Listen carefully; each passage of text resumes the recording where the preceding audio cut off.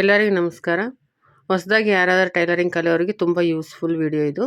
Sleeves cutting ಯಾವ ಥರ ಮಾಡೋದು ಅನ್ನೋದು ಪರ್ಫೆಕ್ಟ್ ನಾನು ತೋರಿಸಿದ್ದೀನಿ. ನಾನು ನಮ್ಮ ಶಾಪಲ್ಲಿ ಯಾವ ಥರ ಕಟ್ಟಿಂಗ್ ಮಾಡ್ತೀನೋ ಅದೇ ಥರ ನಿಮಗೆ ನಾನು ತೋರಿಸ್ತಾ ಇದ್ದೀನಿ. ನೋಡಿರಿ, ಬ್ಲೌಸು ಫ್ರಂಟ್ ಪಾರ್ಟ್ ನಾವು ಹಾಕ್ಕೊತೀವಲ್ಲ, ಸ್ಲೀವ್ಸು ಫ್ರಂಟ್ ಪಾರ್ಟ್ ಮೇಲಿರಬೇಕು, ನಮ್ಮ ಮುಂದಿನ ಭಾಗ ಮೇಲಿರಬೇಕು. ಸ್ಲೀವ್ಸು ಕರೆಕ್ಟಾಗಿ ಸೆಟ್ಟಿಂಗ್ನ ಮಾಡಿಕೊಂಡು ಮೇಲೆ ಕೆಳಗಡೆ ಒಂದು ಅರ್ಧ ಇಂಚು, ಸ್ಲೀವ್ಸ್ ಭುಜದ ಬಳಿ ಒಂದು ಅರ್ಧ ಇಂಚು ಎಕ್ಸ್ಟ್ರಾ ಮಾರ್ಜಿನ್ ತೊಗೋಬೇಕು. ಮತ್ತು ಸೈಡಿಗೆ ಕೂಡ ಹಾರ್ಮೋಲ್ ಡೌನ್ಗೆ ಒಂದು ಅರ್ಧ ಇಂಚು, ಅಂದರೆ ನಾವು ಸ್ಟಿಚ್ಚಿಂಗ್ ಎಷ್ಟು ಮಾಡ್ತೀವಲ್ಲ ಅಷ್ಟು ಮಾತ್ರ ಎಕ್ಸ್ಟ್ರಾ ತೊಗೋಬೇಕಷ್ಟೇ. ಅದರ ಮೇಲೆ ಜಾಸ್ತಿ ತೊಗೊಳಕ್ಕೆ ಹೋಗಬಾರ್ದು. ಇಲ್ಲಾಂದರೆ ಏನಾಗುತ್ತೆ ಅಂದರೆ, ಜಾಸ್ತಿ ತೊಗೊಂಡ್ರೆ ಹಾರ್ಮೋಲ್ ಡೌನು ಕೆಳಗಡೆ ಕೈ ಇರುತ್ತಲ್ಲ, ಅದು ಕೆಳಗಡೆ ಬಂದುಬಿಡುತ್ತೆ ಸ್ಲೀವ್ಸು. ಆವಾಗ ಸ್ಲೀವ್ಸಿಗೆ ನೋಡೋಕೆ ಚೆನ್ನಾಗಿರಲ್ಲ.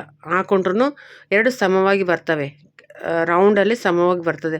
ಯಾವತ್ತೂ ಕೂಡ ಸ್ಲೀವ್ಸ್ ಕಟ್ಟಿಂಗ್ ಮಾಡುವಾಗ ಹಾರ್ಮೋಲ್ ಡೌನ್ಗೆ ಒಂದು ಅರ್ಧ ಇಂಚು ಮೇಲೆ ಇರಬೇಕು. ಸ್ಲೀವ್ಸ್ ಭುಜಲಿಂದ ಉದ್ದ ಬರುತ್ತಲ್ಲ, ಅಲ್ಲಿ ಒಂದು ಅರ್ಧ ಇಂಚು ಡೌನ್ ಇರಬೇಕು. ಆವಾಗ ಸ್ಲೀವ್ಸು ಕರೆಕ್ಟು ಶೇಪು ಕಾಣಿಸ್ಕೊಳ್ಳುತ್ತೆ. ಇವಾಗ ಎಕ್ಸ್ಟ್ರಾ ಕಟ್ಟಿಂಗ್ ಕೂಡ ನೀಟಾಗಿ ಕಟ್ಟಿಂಗ್ ಮಾಡಿ ತೆಗಿಬೇಕು.